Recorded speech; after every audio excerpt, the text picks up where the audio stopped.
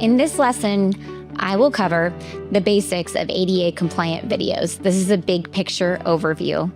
Now, it pains me to say this, but default video embeds do not meet accessibility requirements. And unfortunately, when you install a plugin on your website, it often strips the accessibility features out so it can display the video prettier. So if you grab the embed code from YouTube or Vimeo and drop it into your WordPress site, it's going to be missing critical accessibility features. And if you just paste it in and you use the default blocks that WordPress gives you, it is also missing those same accessibility features. The good news is, though, that making your videos compliant just requires formatting your embed code properly and including the right parameters. We will walk you through exactly what to do, both for Vimeo and YouTube, in 2 separate tutorial videos. This lesson is about understanding the parameters so that way you can test your videos, because there isn't a video tester that will go through every single thing that you need to do on your videos. That's up to you to understand and implement on your site. So what makes an ADA compliant video? Well, an ADA-compliant video avoids flashing content that could trigger seizures, and it doesn't autoplay the video or the audio. And if it does, then it provides an immediate pause or stop option. All ADA-compliant videos have controls that are keyboard accessible, so you can tab through and get to the controls and hit enter to play, pause, or stop the video. They also show a visible focus indicator for those interactive video elements in navigation. ADA-compliant videos have captions for pre-recorded videos and for live videos. They provide sign language interpretation when necessary for understanding and include audio descriptions for important visual content that's not explained in the audio, like sound effects. They also provide alternative ways to intake the information, like transcripts, or provide a lower resolution alternative for users with slower connections. And last but not least, an ADA-compliant video scales properly for different screen sizes. So some of these requirements seem over the top, and others seem pretty logical. And the trick is that there isn't a test that you can run your videos through that's going to tell you if they're ADA compliant or not. You have to understand if they're compliant or not and what the regulations are. So it's up to you to decide whether or not the content in your website needs to have sign language to explain it, or captions will do, right? Even when you run your website through an ADA compliance checker, the most it's going to do on your videos is let you know if you have a title for screen readers on the videos or not. So some of these things you can control during production, other will be post-production, and then last but not least, you have the things you need to do when you put it into your website.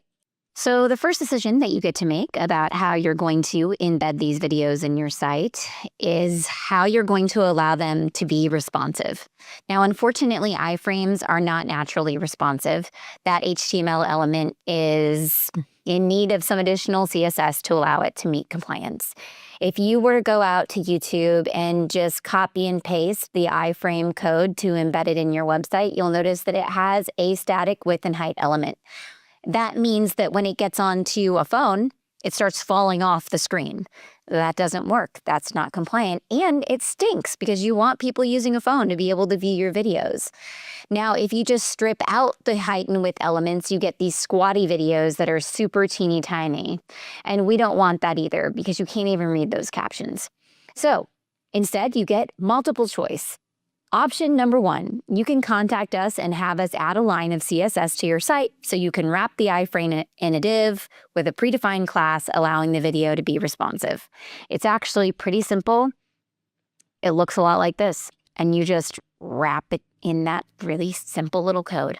You can also wrap the iframe in a div with inline CSS to make it responsive. So what that looks like is a little more complicated. It just has this extra stuff in it that will allow the iframe to be responsive.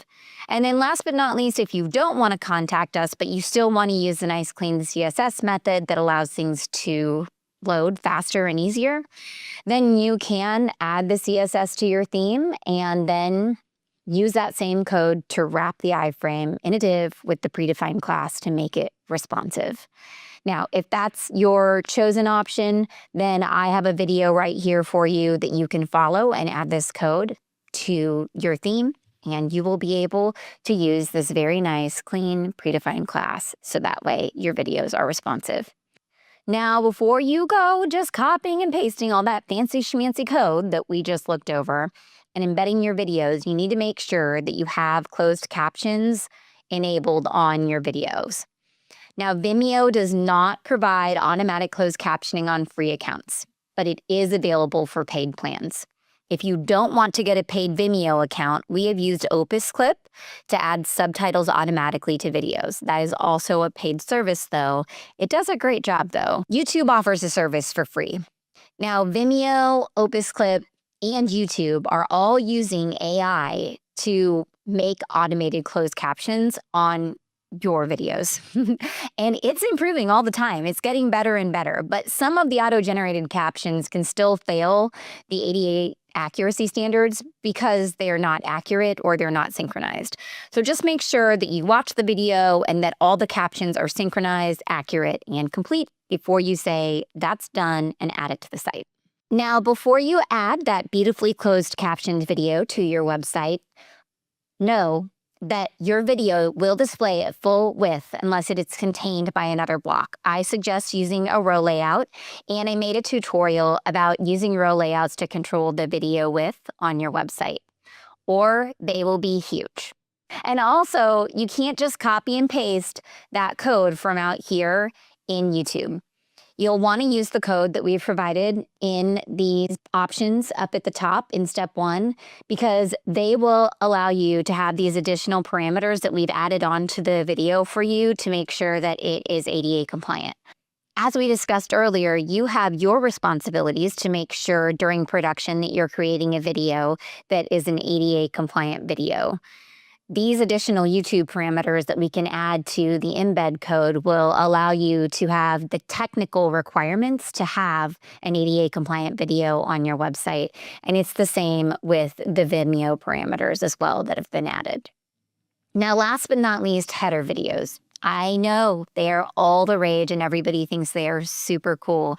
And they are kind of cool sometimes. But other times they're jarring and yucky and they make you feel dizzy. And I'm just a normal person. I can't even imagine what someone else feels like coming to a website with these huge moving, blinking videos at the top. If you do have a header video on your website, it must start muted if it's auto-playing. You can't have video going as well as the movement. You need to provide play, pause, and mute controls that are keyboard accessible. And a lot of those header videos do not have that. If you don't have that on yours, let us know and we can add it for you. You want to make sure the video is short and lightweight, so that way it's not bogging your site down and loading super slow. Also include a static fallback image for users who don't want to or can't view the video, and also for mobile viewers as well, because you don't want to slow down your mobile load time with a teeny tiny video that really doesn't give a whole lot of value. You'll want to add text overlays or captions to the video if it conveys important information, and make sure that those text overlays or captions have sufficient contrast so that people can actually read them. They need to meet the color compliance rules that we reviewed in the previous lesson. So with that, my friends, you are ready to dive in to the tutorial of your choice, either adding and embedding a YouTube video or a Vimeo video to your website. And after that, we'll move on and talk about ADA compliant images.